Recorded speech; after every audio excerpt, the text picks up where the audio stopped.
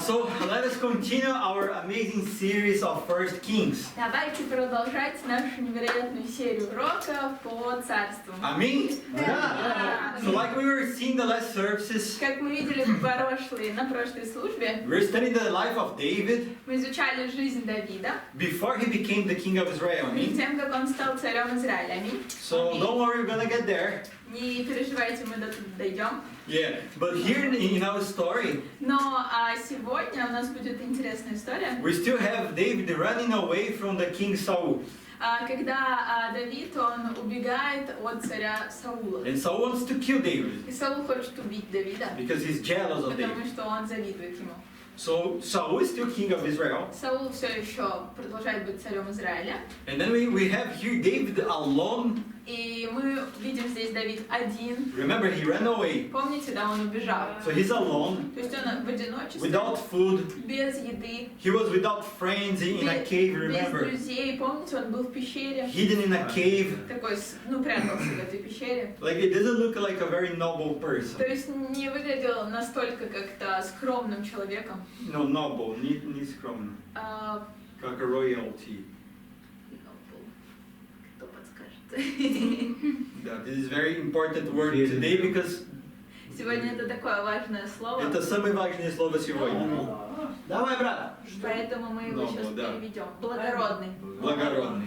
Да. Вот. So, what does it mean, благородный, for the word? Что значит вот это слово благородный для мира? It's like the Queen of England, remember? Например, королева Англии, помните? When she died, the whole world Когда она умерла, весь мир, он was like, oh my God, the Queen is dead. страдал, вот, королева Because she was умерла. important for the world. Потому что она была важна для мира. If David died here in this cave, Если бы Давид умер здесь, в этой пещере, nobody would care. скорее всего, никто бы не So, задумывался. according to the world standard, he was not noble. То есть, согласно стандарту мира, он был неблагородным. But noble for God, Но благородство для Бога, it is not a person that is important for the world.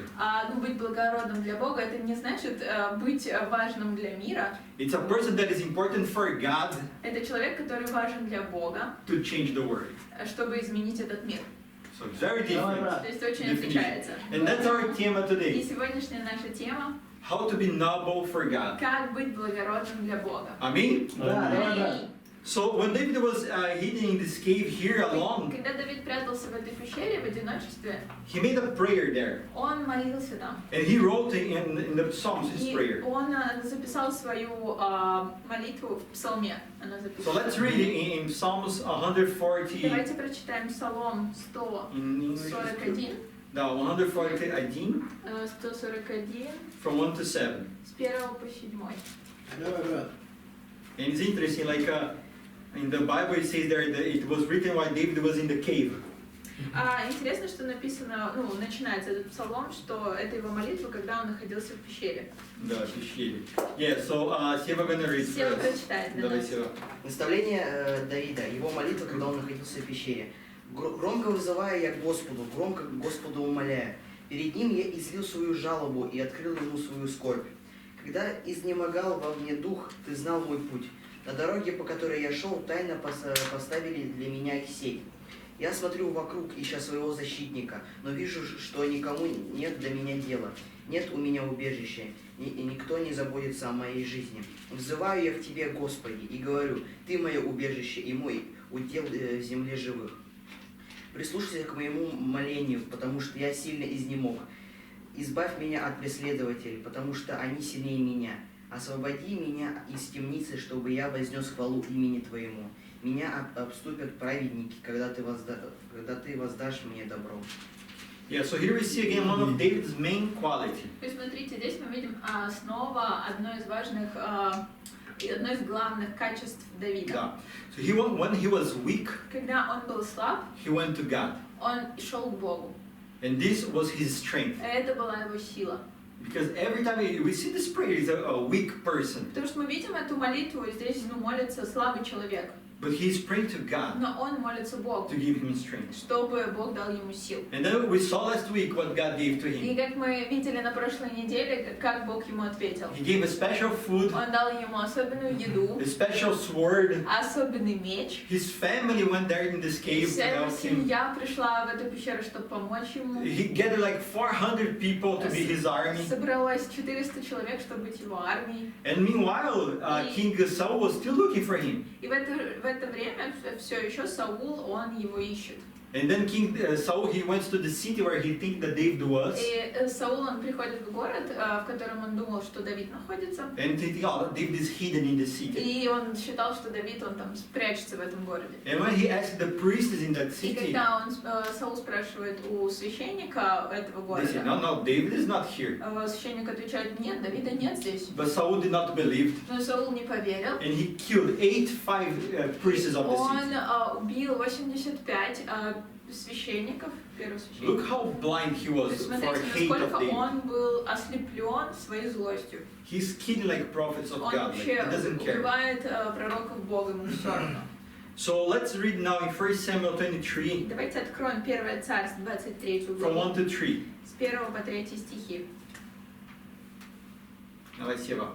23, да? 23, 1, 3. Когда Давиду сказали: послушай, филистимляне воюют против города Киила и грабят Гумна, он вопросил Господа: пойти ли мне и напасть ли на этих филистимлян? Господь ответил ему: пойди, напади на филистимлян и спаси Киеву. Но люди Давида сказали ему: мы боимся даже здесь, в Иудее. Что же будет, если мы двинемся в Киеву против войск филистимлян? So look, this is very interesting scripture here. Интересный здесь отрывок. Remember, David was like, he was running away from the king. То есть помните, Давид, он бежал от царя, He's like a criminal. он как криминалист такой.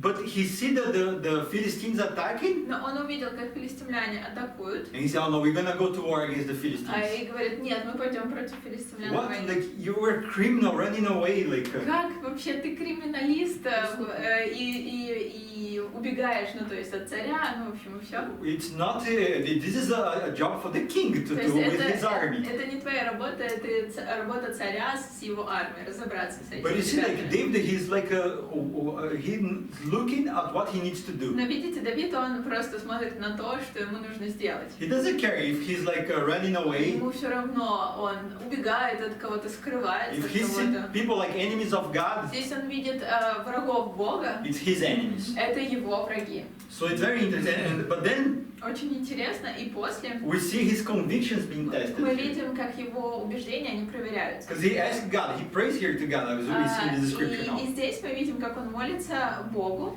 And he said, God, и он просит: Бог, the Philistines are attacking Israel, филистимляне, они атакуют Израиль, the city Keilah. израильтян в городе Киила. And he asks God, like, И он what should I спрашивает do? Бога: что же мне делать? And God said, no, you go there and you fight И them. Бог ему отвечает: хорошо, тебе нужно пойти и сразиться с ними. But then David tells his men, И потом Давид говорит своим людям, and his men say, David, for what? Like, we are already like running away from, we don't need any more и enemies они now. отвечают: ну, Давид, слушай, у нас и так столько врагов, нам не нужно еще больше врагов, мы же убегаем. So it's very good argument, right? То есть хороший Да. аргумент. Like, I think if I was in David's place, I was, yeah, makes sense. Like, Если бы я был, наверное, на месте Давида, я бы, ну, да, хороший аргумент. but look how interesting. Но смотрите, как интересно. David does not decide between the rational option and the spiritual option. Давид не выбирал между рациональной опцией и духовной опцией. For him, there's only one option. Для него только одна опция. He gonna follow what God wants. Он будет следовать тому, что Бог хочет. So let's see what he does in the, from 4 to 5 И now. давайте посмотрим, что он делает, 4-5 стих. Давид еще раз вопросил Господа, и Господь ответил ему: спустись к Киеву, потому что я отдаю филистимлян в твои руки. И Давид со своими людьми пришел в Киилу, сразился с филистимлянами и увел их скот. Он нанес филистимлянам тяжелые потери и спас жителей Киила. Wow, so look at how amazing. Смотрите, как здорово. Remember when Saul sinned against God? Помните, когда Саул грешил против Бога? It was the same thing. Это было то же самое. His main excuse Его основное оправдание было: was like, oh, I did this because my man was afraid of the я Philistines. сделал вот это, потому что мои люди, они боялись филистимлян. That's what Saul told Это God. то, что Саул сказал Богу. But here David is exactly in the same Но circumstance. здесь Давид точно в таких же обстоятельствах. His men also afraid of the Philistines, the same Его people. люди тоже они боятся филистимлян, тех же людей. But David, he goes to God. Но Давид идет к Богу. Instead of making the decision because of the people who are afraid, Вместо того, чтобы принять решение из-за страха he людей, goes вокруг, pray to God он идет, again. молится Богу снова. Why he praying? Because now he has a new information. А почему он снова идет молиться? Потому что у него новая информация. God, people are afraid here. I don't know if it's a good idea. Бог, смотри, люди боятся, я не знаю, если это хорошая идея. God says, go. И Бог говорит ему, иди. What David do? He goes. И что Давид делал? Он пошел. So he takes his men, guys, I don't care if you're afraid, we're gonna go. А он взял своих людей и говорит, мне не важно, почему, боитесь вы или нет, мы идем. And they go and they are victorious. И они пошли, и они победили. So this is amazing. Это здорово. It's an amazing lesson for us today, already in the beginning Невероятный here. урок для нас, чтобы научиться в самом начале. It doesn't matter the То circumstance. есть не важно, какие обстоятельства. Because Saul and David, they were in the same То circumstance. есть Саул и Давид, они были в одинаковых But обстоятельствах. David chose to follow Но God. Давид выбрал следовать Богу. That's what we need to imitate. Это что нам нужно, Давай, брат. в чем Аминь. нужно Скажи, подражать. Густаво. Давай, ребята. So let's continue Давай. from 6 to 7 now. Продолжаем. 6-7. 6-7 стих. Авиатар, сын Ахимелиха, принес с собой эфод, который, когда прибежал к Давиду и в Киев. Саулу донесли, что Давид пришел в Киилу, и он сказал: «Бог отдаст его мне, ведь Давид сам запер себя, войдя в город с воротами и засовами». Now, for here, once again, we see the difference between Saul and David. Снова мы видим разницу между Саулом и Давидом. Because Saul here, he assumes that God gave him victory. Look, То есть, смотрите, здесь Саул посчитал, что Бог дал ему победу, because it's all David is in this city потому surrounded. что он подумал, хорошо, Давид, он в городе, и So- он окружен, God give me him. поэтому Бог отдал его мне. But we saw he did not pray to God. Но мы видим, что Саул, он не молится Богу. Remember, when David prays, God say, "I give to you your enemies." Помните, когда Давид, он молился, Бог ему ответил, я отдаю тебе этих филистимлян. But here Saul, he just, come on, God is with me, you know, Но like, Саул просто как, хорошо, Бог, он со мной, все. because he thinks that he's the king, Потому что он считает, что он царь. so it's proud, you То know. есть это его гордость такая. So let's see from 8 to 13 now. Давайте прочитаем с 8 по 13 стихи. Саул созвал для битвы весь народ, чтобы сойти в Киилу и осадить в нем Давида вместе с его людьми. Когда Давид узнал, что Саул задумал против него зло, он сказал священнику Авиатору: «Принеси эфод». Давид сказал: «О Господь, Бог Израиля, твой слуга услышал, что Саул собирается прийти в Киилу и озарить город из-за меня. Выдадут ли меня ему жители Киева? Придет ли сюда Саул, как слышит твой слуга? Господи, мой Бог Израиля, молю тебя, скажи твоему слуге». Господь ответил: «Придет». Давид спросил опять: «Выдадут ли ему жители Киила меня и моих людей?» Господь ответил: «Выдадут». Давид и его люди, которых было около 600 человек, покинули Киилу и скитались где могли. Когда Саулу донесли, что Давид убежал из Киилы, он отменил поход. Yeah, so here you see how David followed God and not his emotions, И right? интересно здесь видеть, как Давид, он следует Богу, не своим эмоциям. Always asking God, God, what should I do? То есть всегда спрашивает Бога, каждый шаг, Бог, что я должен сделать? And it's funny here, like, God, they're gonna kill me. И интересно, он спрашивает, Бог, они убьют меня? And God say, yeah, they're gonna kill you. Да, и Бог отвечает, да, они тебя убьют. So should I run away? И он спрашивает, тогда мне что, бежать? Yes, you should run away. Да, убегай. It's very interesting conversation, like friends here. Интересное общение такое здесь. But I don't know if you notice one detail Но here. я не знаю, если вы заметили одну деталь здесь. When we start the lesson, David has 400 people with him. Да. Когда мы начали этот урок, то есть помните, у него было 400 человек. Now the Bible says that he has И 600. сейчас мы видим у него 600. So you see, wherever David То goes, есть интересно, что мы видим, куда бы Давид ни шел, he's growing. он рос, He's fruitful. он был плодоносным. People see his convictions, you know. Люди видели его убеждения, And people start to go together with him, follow и him. люди хотели следовать за ним. even though they are going against the king. Даже несмотря на то, что они шли против царя. So this is very interesting И это here. очень интересно. People are putting their lives in risk То to есть follow God. люди, они ставили свою жизнь, рисковали своей жизнью, да, чтобы следовать Богу. Because they became the most wanted people in the kingdom. Потому что они стали людьми в розыске, как бы во всем царстве, получается. Да. Yeah, like the king wanted to kill all of them. И царь хотел убить каждого из них. So let's skip from 14 to 16. Давайте читать дальше, 14 по 16, с 14 по 16. Давид был в неприступных местах в пустыне, в горах пустыни Зив. Изо дня в день Саул искал Давида, но Бог не отдавал Давида ему в руки. Давид был в Хороше, в пустыне Зив, когда узнал, что Саул ищет его и хочет убить. Сын Саула Иоаннафан пришел к Давиду в Хореш и помог ему укрепиться в Боге. Yeah, so we see here, even though David has this small army, 600 people, Здесь мы видим, что у Давида, у него маленькая армия, 600 человек, even so he keeps running away from Saul. но все-таки он продолжает убегать от Саула. And this running away and trying to find David, И вот этот весь путь, когда он убегает, и Саул пытается найти Давида, it lasted 7 years. это все заняло 7 лет.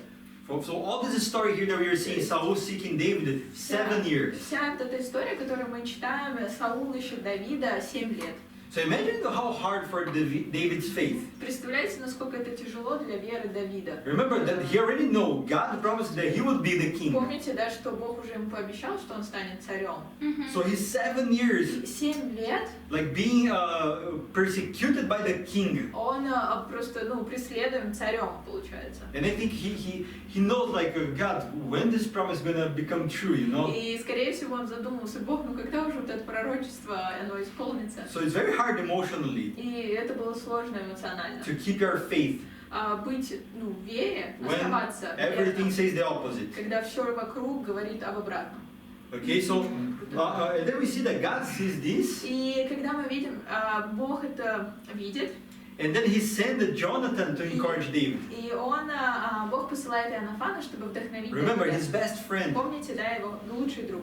And it's interesting here that the same Bible that describes David as a hero, И интересно, что здесь мы видим, как Библия, она описывает Давида как герой, and like a man according to God's heart. то есть человек по сердцу Бога. But the Bible never tries to hide David's weakness. Но Библия никогда не скрывает слабости Давида. It shows how he was weak. То есть она показывает, насколько он был слаб, And when he struggles with something, когда он с чем-то боролся, when he's lost, когда он потерян he был. was a normal То person. есть он был обычным He's человеком, not like a Superman. не супергерой. The only difference of David Единственная разница между Давидом, is that he always seek God in the first place.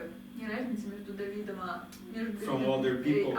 Отличие Давида от других людей, то что он всегда искал Бога. He knew he was weak without То есть God. он знал, что он слаб без Бога, But the difference is that he accepted this weakness. но разница в том, что он принимал Because he эту understood слабость, потому that- что он понимал, That God is his strength. что Бог его сила. So it's the same concept that we see in the New Testament with Paul. И это тот же самый концепт, который мы видим в Новом Завете с Павлом. So let us read in 2 Corinthians Давайте откроем 2 Коринфянам 12, 12, from 7 to 10. с 7 по 10. 2 Коринфян 12, 7 по 10.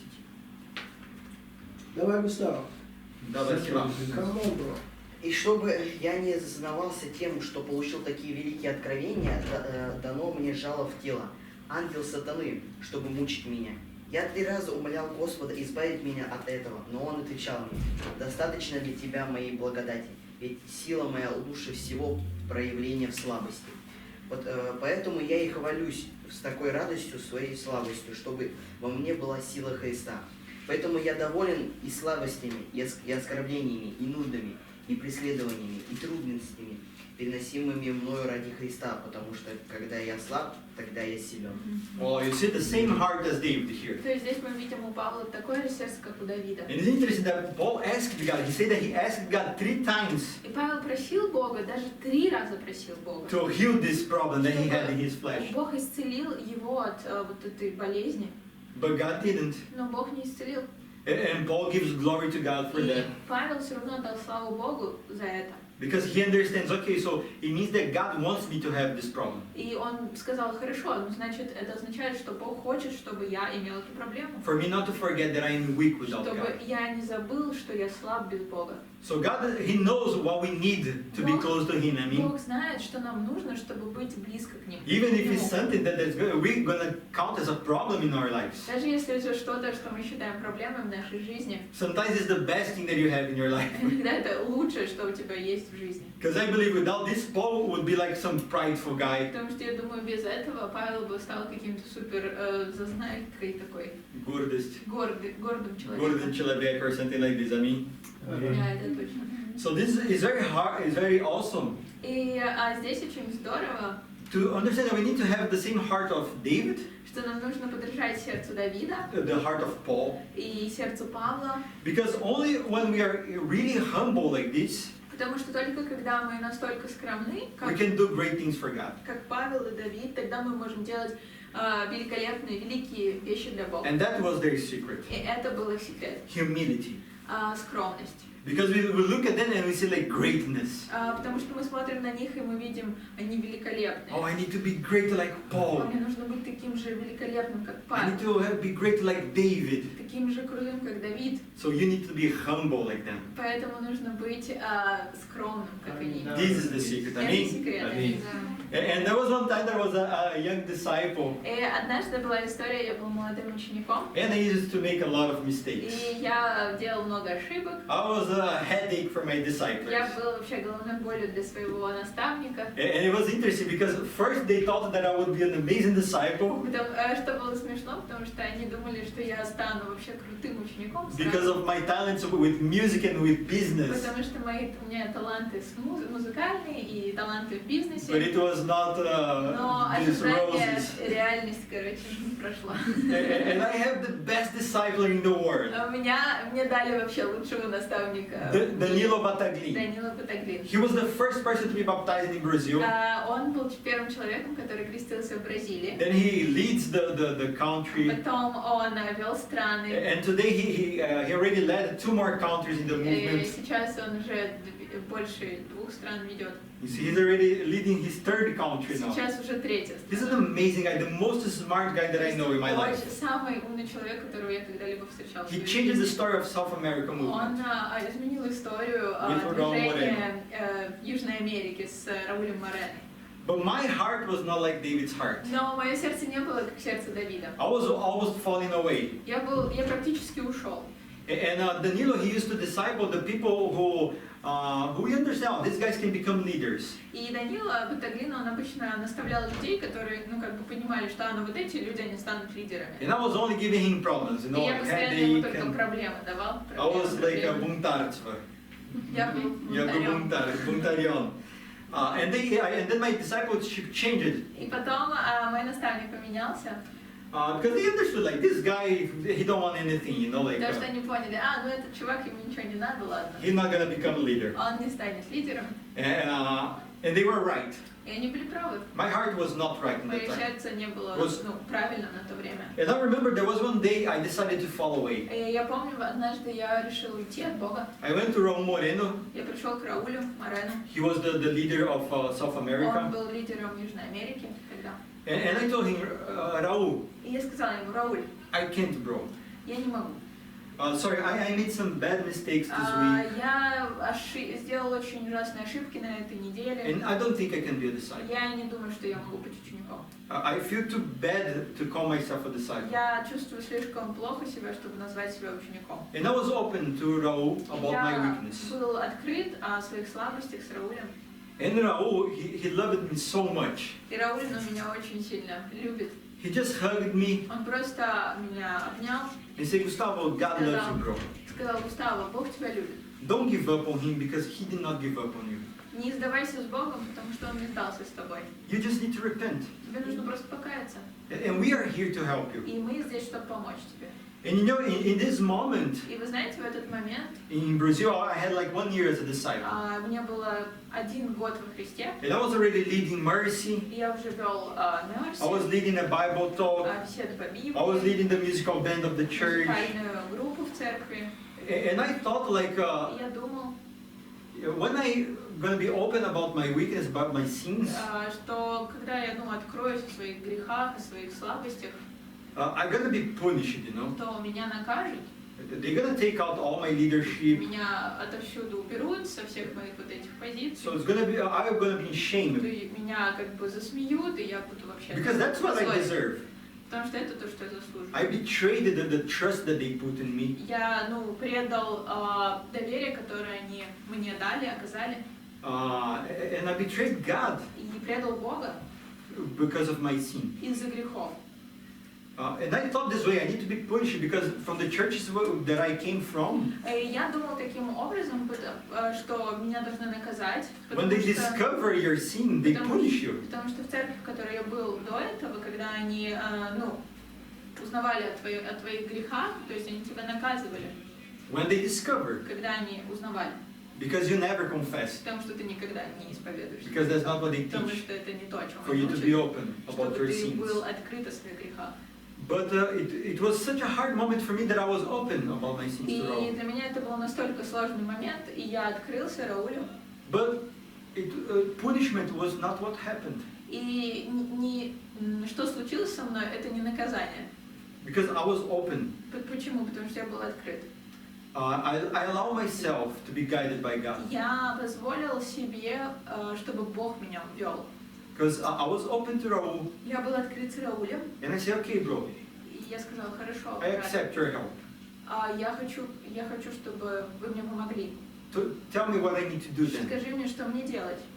And they helped me. И они мне помогли. They loved me. Они меня любили. Instead of punishing me, Вместо того, чтобы наказывать they меня, gave me more responsibilities. они мне дали больше ответственности. For me to be closer to God, to depend more on God. Чтобы я больше зависел от Бога, был более близок к Нему. Because I was open about my weakness. Потому что я был открыт о своих слабостях. And I believe to be open, И я верю, что быть открытым this is one of the best things that we have in the — kingdom. это самое лучшее, что у нас есть в Царстве. Because I would not be here today Потому что я бы не был здесь сегодня, if they just like, oh bro, you are like very bad disciple. No, like if you don't want anything, just leave here. потому что, если бы они отреагировали так, что ты вообще какой-то ужасный, и все, уходи. Like they didn't. If you look at my life, Если бы вы посмотрели на мою жизнь, how I used to be a disciple. как я был,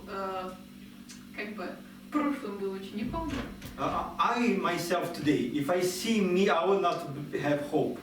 если бы я увидел себя, в тот период, у меня бы не было надежды на себя. But you see, like I had the best disciple in the world in Но that у time. меня были классные наставники на то время. So the point is not the person who disciples you, И момент не кто тебя наставляет, but if you accept to be discipled by God. но момент, если ты принимаешь наставление от Бога. Because I had like the best disciple in the world. Потому что у меня был лучший наставник, And then after changing my и discipleship потом поменялось. to another amazing disciple too. Поменялся на другого наставника, But it was in this классного. moment that I repented. Но в этот момент как раз я покаялся. Not when I had my Не когда hero у меня as a был там disciple. герой, мой наставник. Because I choose to be humble to God. Потому что я выбрал быть скромным перед Богом. And thanks God that the disciples loved me. Что ученики любили меня. And they give me one more chance. И дали мне еще один шанс.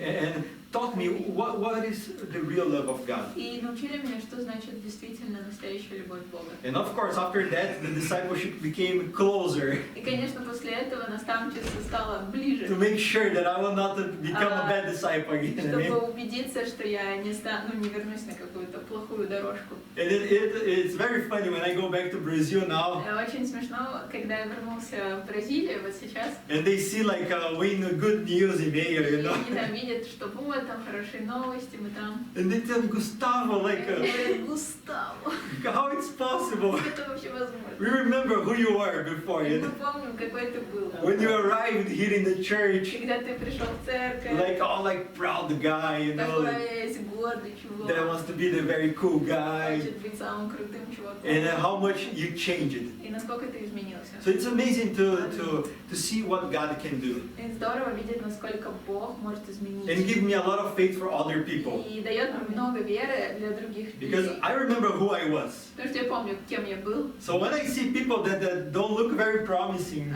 Когда я смотрю на человека, который не выглядит, как это, ну, very promising, like they don't look like they're gonna go far. не выглядит, что этот человек пойдет далеко. I know what God did to my life. И я вспоминаю хорошо, что Бог сделал для моей жизни. So I know that God can change И я people. знаю, что Бог может изменить Because He changed my life. Давай, Густаво. Аминь. So it's amazing, guys. It's amazing that after that I had the opportunity to grow and become a disciple И for после real. этого у меня была возможность вырасти и стать учеником настоящим. So it's amazing that David and Paul, И здорово, что Давид и Павел, they could say, I'm weak. они могли сказать, я слаб. And I understood when I understand that I am weak without God. И когда я понимаю, что хорошо, я слаб без Бога, I'm weak. I cannot do я anything не могу without делать God. ничего без Бога. Doesn't matter my past. Неважно мое If I was прошлое, a businessman, если я там был or if I бизнесменом, was like a person who cleans the floor, либо уборщиком, it doesn't matter неважно, who I was in my past. кто я был в It прошлом. matters my relationship with God. Что значит, что действительно имеет значение, да, спасибо, это мои отношения с Богом. And that Jesus teaches very well through who the people He chose to be the apostles. И Иисус нас нам очень понятно объясняет через апостолов, которых Он выбрал. So that's why our first point today, Поэтому первый пункт сегодня the nobility of humility. Благородство скромности. The nobility of humility. Да. So let us keep going on now, chapter 24. Давайте откроем 1 Царств, 24 глава, 1. 1 стих. Только 1. Только 1 стих. Только 1 стих, да. Когда Давид поднялся оттуда и остался жить в неприступных местах Энгеди.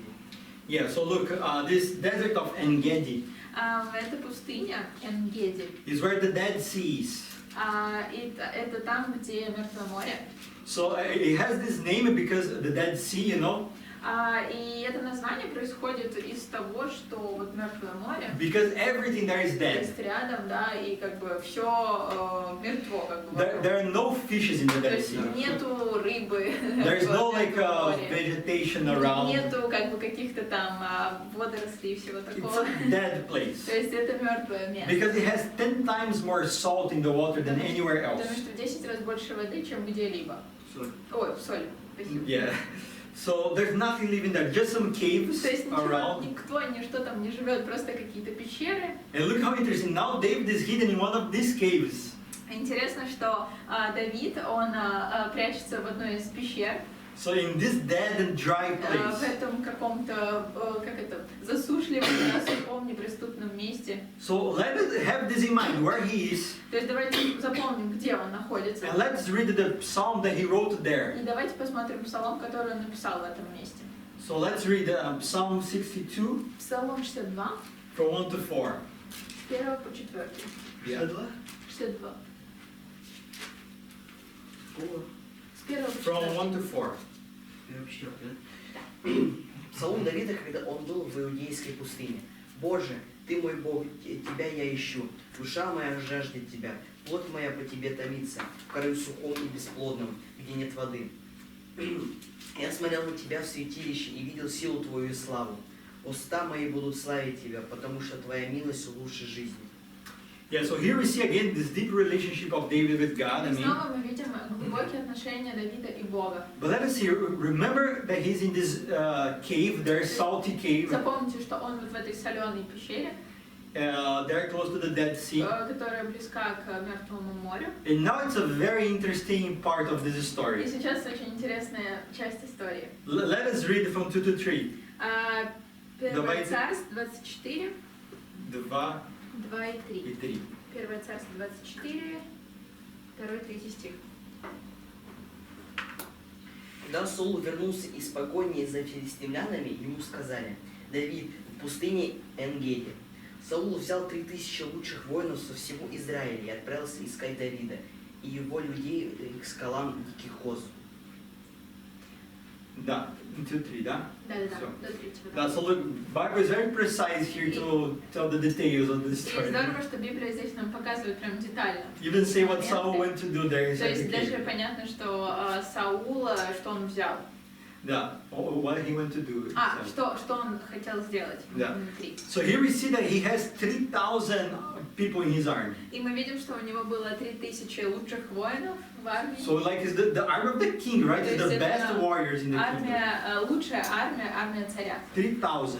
3000. Against the 600 people that David together Против there, 600 человек, которые с Давидом. who probably were not very good soldiers. Которые, скорее всего, не такие как бы хорошие солдаты. Probably were not even soldiers at all. И, возможно, даже не солдаты. It was just people like workers that decided to join David Просто, как, может, работники, которые решили and присоединиться took к some Давиду. ugly И weapons. взяли какие-то инструменты, не знаю, какие-то орудия. But look how crazy. Смотрите, как по-сумасшедшему. Remember, Saul is hunting David, То есть Саул, он охотится на Давида, but he does not know но он не знает, that this cave that he uses as toilet что это пещера, которая как туалет. Saul entered in this cave to use as a toilet, То есть right? Саул That's what the туда Bible says. пошел, чтобы, ну как в туалет, как бы в эту пещеру.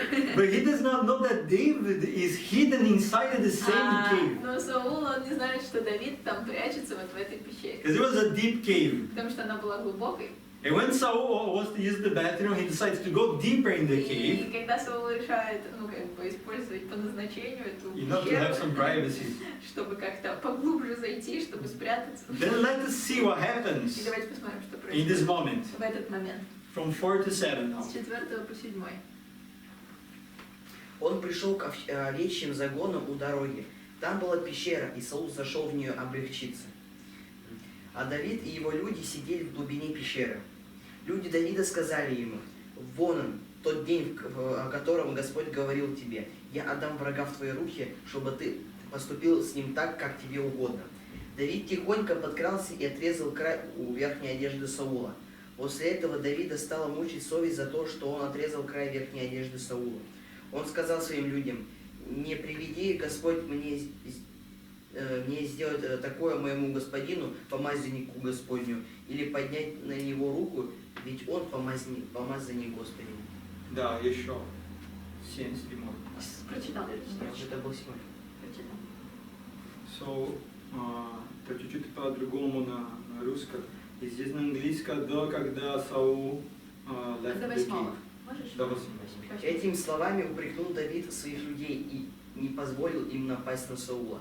А Саул вышел из пещеры и отправился своей дорогой. Да. Да. So, look how crazy this Смотрите, story, какая right? смешная история вообще. And God has said to David before, И Бог сказал до этого Давиду: I will give your enemy in your hands for you to do what you want. я отдам тебе в руки твоего врага, чтобы ты сделал все, что ты хочешь. So look at this. God gave him permission to do whatever he wanted to Saul. Смотрите, Бог, он дал Давиду разрешение сделать Саулу все, что он хочет. And when he sees Saul coming in the И cave, когда он видит Саула, идущего в In the пещеру, dark, ну как бы в темноту, very easy opportunity to kill очень him, легко его убить, he chose not to kill this guy. но Давид решает не убивать Саула. Bro, you were 7 years running away from this guy. Как ты 7 лет от него убегаешь? God say like you can do Бог whatever тебе you уже want, говорит: давай, ты можешь делать все, что ты хочешь. but he don't do it. Но он не делает этого. This is an amazing heart here. Это, конечно, невероятное сердце. It's such amazing heart Настолько оно невероятное, that when he cuts the piece of когда his он cloth, отрезает кусочек его одежды, even so he already feel bad даже от этого он уже чувствует угрызение He feel совести. guilty. То есть он уже чувствует себя because виноватым. he cannot harm a person that was chosen by Потому God. что он не может навредить человеку, который был избран Богом. What a pure heart here. Насколько чистое сердце у Давида. Because God told him like, bro, you can kill him if you want. Ну, Бог сказал ему: слушай, ты можешь убить, если хочешь. It was not a command from God, kill him or do not kill him. Это не было как бы конкретной какой-то заповедью от Бога: убей его или не убей. I think God wants to check his heart. Я думаю, что Бог, он хотел как посмотреть на сердце Давида. And he said like, I cannot lay a hand in the person anointed by God. И Давид говорит, что я не могу даже, ну как бы, руку свою рукой прикоснуться к человеку, который помазан So you Богом. see, David did this because of his respect for God. И Давид это делает из-за его уважения к Богу. was not by his feelings about Saul. Не про чувства было тут разговор к Was Саулу, everything about God. но все было о Боге. So let's see what happens next from 8 to 10. Давайте посмотрим дальше, с 9 стиха по 10, наверное. Да. Потом и Давид вышел из пещеры и закричал вслед Саулу: «Господин мой царь!» Когда Саул оглянулся, Давид поклонился ему лицом до земли. Он сказал Саулу: «Зачем ты слушаешь, когда люди говорят? Давид замышляет причинить тебе зло?» И 11. «Сегодня ты своими глазами видел, как Господь отдал тебя в мои руки в пещере. Меня уговаривали убить тебя, но я пощадил тебя, сказав: я не подниму руки на своего господина, потому что он помазанник Господа». Wow, so look at this. Imagine the face of Saul То есть представьте, насколько удивлено было лицо Саула. after he leaves the То toilet to есть он sleep. выходит из туалета, из пещеры, And then he hears this voice и from behind. слышит, сзади ему кричит, и And he looks at David и там, смотрит, Давид там. from the same cave where he was. Из той же пещеры выходит, где он был. Imagine his face like, Представьте его лицо. what is it? Why he was there in the same Он был place? там, со мной в этом месте. Это просто шок. Шок. And then David, look at this, he comes and he prostrated himself before Смотрите, что Saul. Давид делает. Он поклонился Саулу лицом до земли. And then he shows the piece of cloth that he cut from. Показал ему кусок одежды, который он отрезал. And he said, like, why are you telling everybody that I want to harm you? И спросил у Саула, почему ты говоришь, что всем, да, что Давид хочет тебя убить?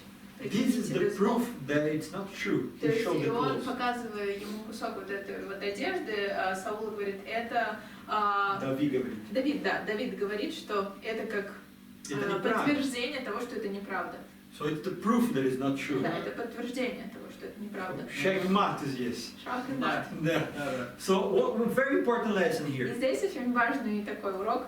When someone is treating us in a bad way, like Saul was treating Когда David, кто-то к нам относится таким вот, с плохим сердцем, как Саул относится к Давиду, in an unfair way, даже, может быть, нечестно относится. you see what David teaches То here. есть видите, что Давид учит нас здесь? Чему? Even when you are the one who is right, Даже если ты тот, кто прав, like David was, как Давид был, the first thing to do is not to be proud, первая вещь — это не быть гордым, to hit your chest and say, oh, look here, you see? не бить себя в грудь и сказать: «О, смотри, видишь?» No, he did the opposite. Но он сделал наоборот. He showed respect. То есть он показал уважение, He came and prostrated to он the даже king. поклонился царю. So we need to show И respect, нам нужно показать тоже уважение, first of all, прежде всего. even when we are right and the other person is Даже wrong. если мы правы, а другой человек Especially не when we прав. are right. И даже как раз таки, когда мы правы, это особенно нужно Because we сделать. usually do the opposite. Потому что обычно мы делаем наоборот. When we are right, we get very proud. Когда мы правы, мы очень становимся гордыми. No, look at what you did wrong here. Смотри, No, ты здесь не прав, видишь? no, David teaches we need to Но prostrate Давид нам ourselves. говорит, что нет, нам нужно быть скромными. We need to put the other person first. И поставить другого человека выше. So let us see that the consequence of this humility. Последствия вот этой скромности Давида. From 11 to 16. С 12 по 17. Я так думаю. Какой еще? С 12 по 17. «Вот, отец мой, посмотри на кусок твоей верхней одежды у меня в руке. Я отрезал край твоей одежды, но не убил тебя. Пойми же и признай, что я не виновен ни в злодеянии, ни в мятеже. Я не согрешил против тебя, но ты охотишься за мной, чтобы лишить меня жизни. Пусть Господь рассудит нас, и пусть Господь отомстит тебе за меня. Моя рука тебя не коснется. Как говорится в старой пословице, от злодеев исходят злые дела, поэтому моя рука тебя не коснется. Против кого ты вышел, царь Израиля? Кого ты преследуешь? Мертвого пса, блоху. Пусть Господь будет нашим судьей и рассудит нас. Пусть Он рассмотрит мое дело и защитит его. Пусть Он оправдает меня, избавит от моей руки». Когда Давид сказал это, Саул спросил: «Это твой голос, Давид, сын мой?» И громко заплакал. Well, so once again, what a lesson of humility from David. И опять-таки мы видим здесь такой урок от Давида. So we see here 4 points. Здесь такие 4 пункта. First, show respect. Первое, показать уважение. Second, prove with actions, not with words, your point. Второе, это доказать свое, свое отношение через дела, не через какие-то слова. Да. Third, put yourself in a low position and the other person in a high position. Третье, это поставь другого человека выше, чем себя. But put God as the judge. Но поставь Бога как судью. Not you. Это не ты судья. So, and the result of this, И результат этого, Saul broke into tears. Саул расплакался. So humility defeats a hard heart. Что мы здесь видим, что скромность, она поражает жесткое сердце. Аминь. Аминь. Humility defeats a hard heart. Скромность, она поражает жесткое сердце. So now let us read from 17 to 19. Теперь читаем с 18 по 20. 20, 19. Ну, там смещено. Когда Давид сказал это, Саул «Ты праведнее меня», — сказал он, — «ты поступил со мной хорошо, и я обходился с тобой плохо. Ты только что рассказал мне, как по-доброму ты обошелся со мной. Господь отдал меня в твои руки, но ты не убил меня. Как кто, найдя своего врага, позволит ему уйти невредимым. Пусть Господь воздаст тебе добро за то, что ты сегодня сделал для меня. И 21 можно, пожалуйста? Я знаю, что ты непременно будешь царем, и что царство Израиля установится в твоих руках». Yeah, so here finally we see bad emotions going out of Saul's heart. И наконец-то мы здесь видим, как плохие эмоции, они уходят из сердца Саула. And he recognizes David not as his enemy И anymore. он признает Давиду, что он не его враг больше. But the most shocking Но самое шокирующее of this statement here вот в этой всей истории, is that he tells David, что он говорит Давиду: I know that you're going to be the next king «Я of знаю, что ты Israel. будешь следующим царем Израиля». Wow. Вау. So look at this. He practically what happens То есть, что мы видим, да, что здесь происходит? is that David's humility То есть, что скромность Давида, defeated Saul completely. что она полностью победила Саула. Saul now is defeated. То есть Саул, он поражен. And he just like, okay, you're going to be the next И king. просто, сдается и говорит, что So да, ты the будешь 7 следующим years царем. he's trying to kill То David. есть 7 лет он пытается убить Давида, He gave up of this и он сдается because of humility. из-за скромности. So this is the lesson here. И это урок. Not who is right or who is wrong. Не то, что кто прав, кто виноват. Because sometimes that's what we focus in. Потому что иногда мы на этом можем We фокусироваться. focus who is right. Мы Who is хотим wrong? понять, кто прав, кто виноват. But when we focus in this, we get proud. Но когда мы на этом фокусируемся, мы становимся гордыми. And then we lose. И мы проигрываем. If you get proud, you lose. То есть если мы гордые, то мы Even проигрываем. if you're right about Даже the если ты problem. прав в ситуации. So, because usually when we are right, we enter in attack mode. Потому что обычно, когда мы правы, мы начинаем в таком настроении атаки. Да. Instead of being humble and Чтобы respectful. быть уважительным, да, и быть скромным. So this is the lesson here. Only real humility Какой здесь урок, да, мы можем научиться чему? Что только настоящая скромность can lead you to do great things for God. может вести тебя сделать какие-то великие вещи для Бога. Вы со мной? Аминь. Да. So let's go to our second point. Давайте перейдем ко второму. The nobility of mercy. Благородство милости. Милости, да. So now we're going to have a very sad chapter. И сейчас такая будет грустная So глава. let us read the first verse of 25. Давайте откроем главу 25, 1 Царств 25, и 1 стих прочитаем. Да. Самуил умер, и все израильтяне собрались и оплакивали его. Они похоронили его рядом с его домом в Раме, а Давид спустился в пустыню Паран. Yeah, so look, Samuel, remember, he was the last judge of Israel. Да, Самуил, он был последним судьей Израиля, And he was used greatly by God и он был использован невероятным Богом, to even to choose the first king Saul даже чтобы выбрать первого царя Саула, and to choose the next king that would be и David. следующего царя это Давид. But now he dead. Но He died. он умирает.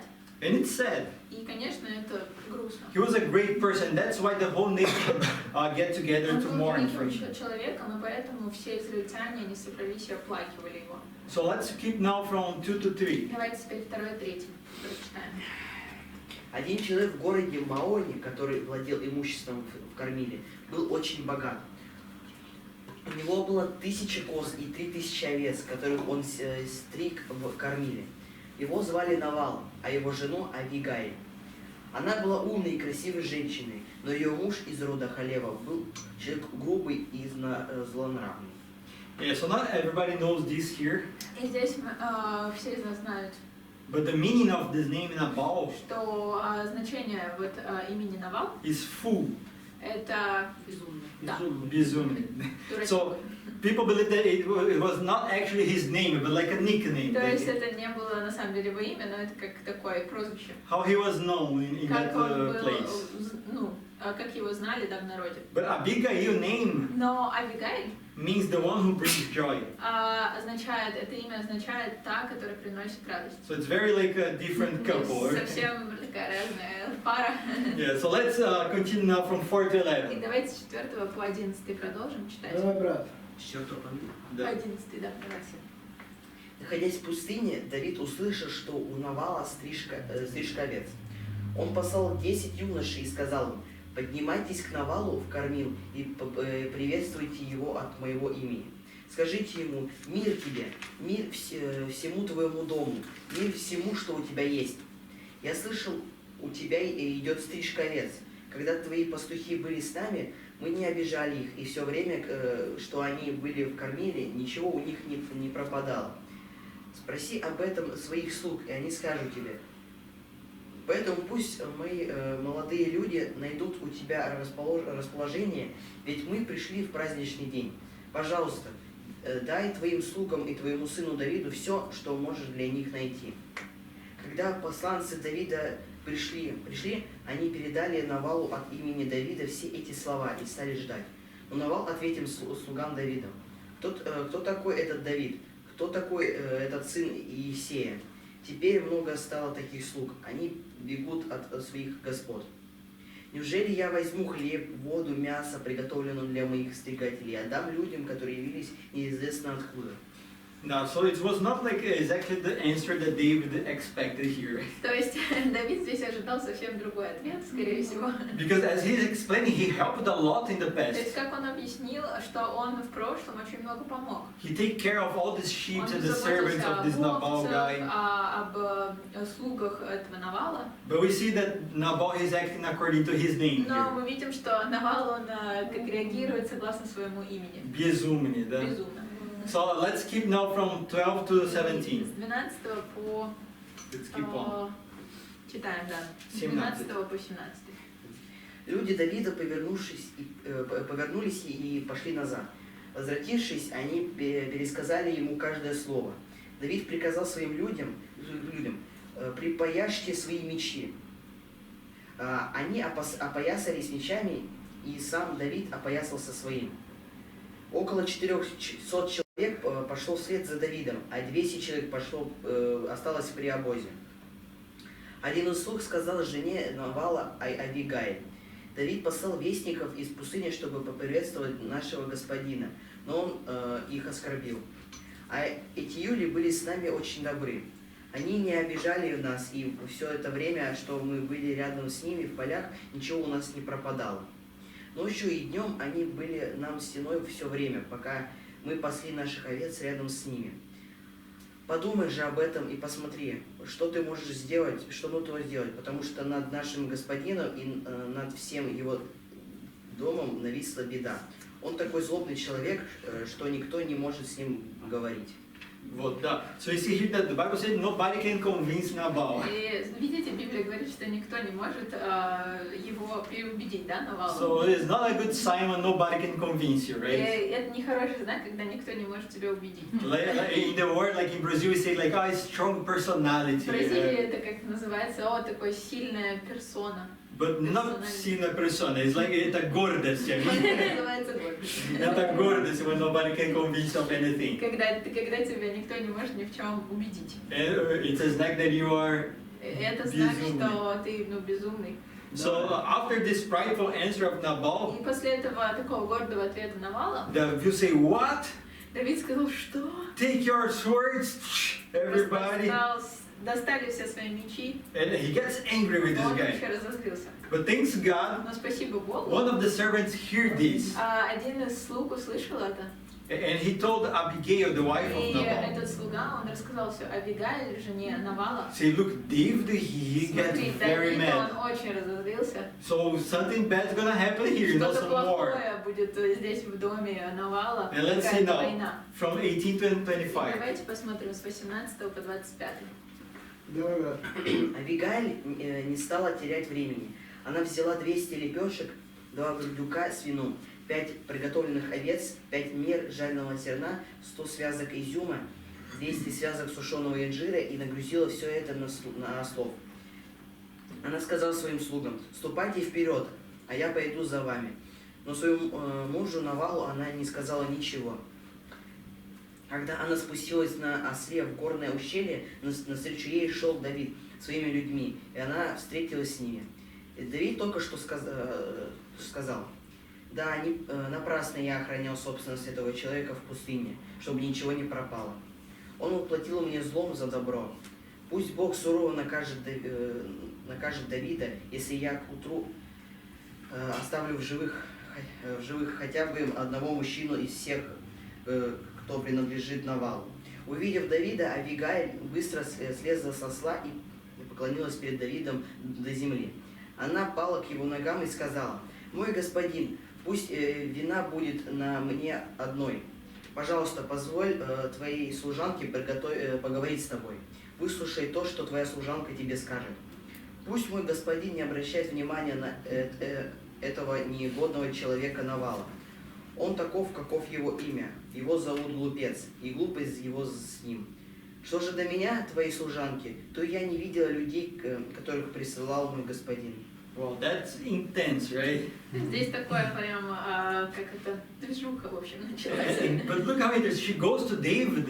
Но интересно, что она приходит к Давиду. And she does exactly what David did to Saul. И она делает абсолютно то же самое, что Давид сделал с Саулом. She fell to the floor. Она поклонилась ему до земли и в уважении. So, total humility again, we see here. Полное подчинение, скромность. So we see again that she taking responsibility for even for her husband's mistakes. И она берет ответственность даже за ошибки мужа. And she did what he should have done. И она делает то, что по сути он должен был сделать. And it's funny because she say like, don't listen to this guy. He's like his name. И интересно, очень смешно, что она говорит: не слушай вообще его имя, как бы о нем говорит, что глупец, он и есть глупец. But look that she brought David what he needed. Но интересно, что она все принесла Давиду, все, что ему нужно было, еду. So it was not only words of humility. То есть снова мы видим, это не просто слова скромности и подчинения. Humility through actions. Это скромность подчинения через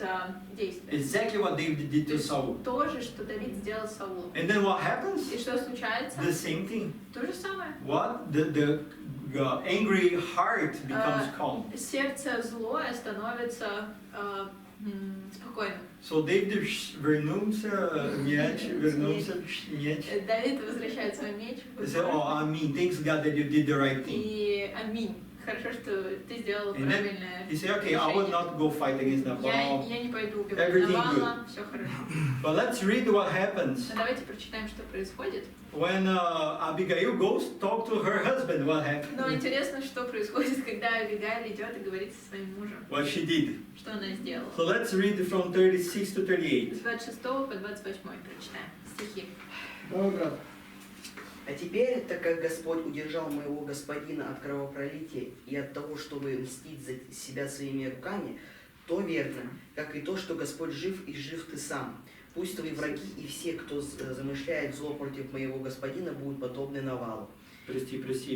Это С 32 по 38. Нет, 36 по 38. Окей, с 36 по 38.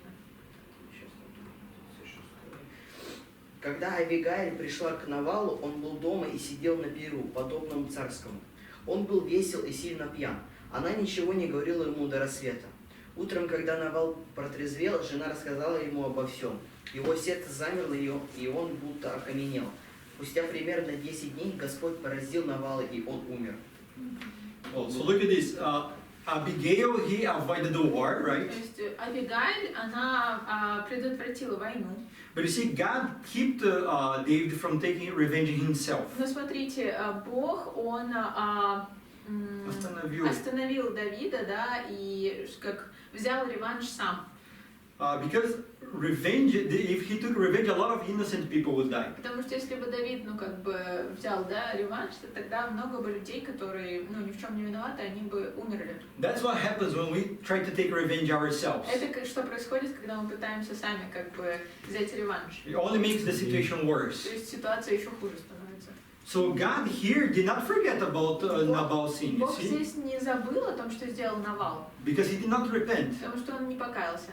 So when people do not repent, what the Bible says? Когда люди не каются, что Библия говорит? The salary of sin is death. Что оплата за грех – смерть. So we see here Nabal, he just died И мы when he видим, hears как this. Навал, он просто умер, когда он услышал то, что произошло. Because it's interesting, like everything has consequences. То есть интересно, что все, что происходит и все, что мы делаем, и имеет последствия. But the revenge belongs to God. Но реванш, он принадлежит Богу. So we see that as disciples, we cannot take Как revenge. ученики мы не можем брать вот этот реванш. It's not сами. up to us. То есть это от нас не зависит. It's not our role to make a revenge, Это не наша роль, чтобы брать реванш. to apply judgment. Чтобы, ну как бы, восторжествовал суд, как бы правильный. But also, Справедливость, да. it's not our role Но также это не наша роль to judge судить, the judgment that God applied. судить суд, который Бог, ну как бы сделал, да? Например, if nothing happened to Nabal here, Если бы ничего не произошло с Навалом в этой истории, and Nabal became very rich and powerful and happy. Навал бы стал самым, ну, одним из самых богатых, там, сильных, всё Аминь. такое. Аминь. It's not up to us to Это judge не от what нас God does to зависит, people. что Бог делает с людьми. Our role Наша роль is to follow what God wants us to do. следовать тому, что Бог хочет, чтобы мы сделали. So it's amazing. Sometimes people are going to be punished, sometimes no. Поэтому здорово, потому что, ну, иногда люди, они будут наказаны, иногда нет. But it does not change what we need to do. Но это никак не влияет на то, что мы должны That сделать. is to be humble Быть скромным and be respectful to и people. уважать людей. This is what the Bible teaches. Это Amen. что Библия нас учит. Аминь. Amen. Да, давай, брат. Давай, so we see in this story how powerful mercy is. Здесь мы видим, насколько милость, она сильна. So we do not give mercy Мы не проявляем милость according to what people deserve. согласно тому, что человек заслуживает. Because if we give something that people deserve, this is not mercy, it's just justice. Потому что если мы, ну, даем только то, что человек заслуживает, это не милость, это уже как, ну, как Зарплата. зарплата, Это да, как, за то, что ты сделал. Да, Хорошее. you did something to deserve it. То есть ты сделал что-то, чтобы заслужить эту милость. Mилость is when you give something that the person does not deserve. Милость это когда она проявляется тогда, когда человек не заслуживает. So again, we do not give mercy according to what people deserve. То есть мы не даем милость согласно тому, что человек заслуживает. We give mercy according to how much mercy we received. Мы настолько милостивы, насколько мы получили милость From God. когда-то себе от Бога. So then you have your answer, how much mercy you need to give. Поэтому тогда у нас есть ответ, насколько нам нужно много милости проявить. Because God gave us Jesus Потому что Бог дал sacrifice. нам жертву Христа. So we already received something that we can never deserve. Мы уже получили что-то, что мы никогда не заслужим. So this is how much mercy you need to give. Это насколько нам нужно много милости проявлять. So for us not to forget what we learned today, Поэтому, чтобы мы не забыли, чему мы научились сегодня, two challenges here. два вызова сегодня. About the first point, nobility of humility. Благородство, скромности. We need to live understanding Нам нужно жить, понимая, that we are nothing without что God. мы ничто без Бога. And even when we are right, Даже если когда мы правы, we need to respect, нам нужно уважать, be humble, быть скромным and put others above ourselves. и ставить другого человека выше себя.